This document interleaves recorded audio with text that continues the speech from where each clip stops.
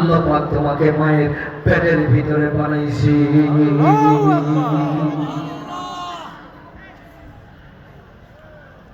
যুবক,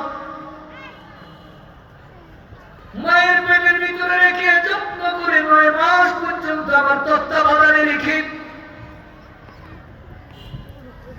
যেখানে তোমার বাবার হাত ছিল না, তোমার মায়ের হাত ছিল না, সেই জায়গাতে পৃথিবীর কারো হাত ছিল না, ওই জায়গাতে আমি আল্লাহ পাক তোমাকে রেখে ওই জায়গাতে থেকে তোমাকে নিরাপদে পৃথিবীর জমিনে এসে বড় হওয়ার সুযোগ দিয়েছি। আজকে তুমি যুবক হয়ে আমি আল্লাহকে চিনো না, আমার সামনে তুমি সিজদায় উঠে পড়ো না।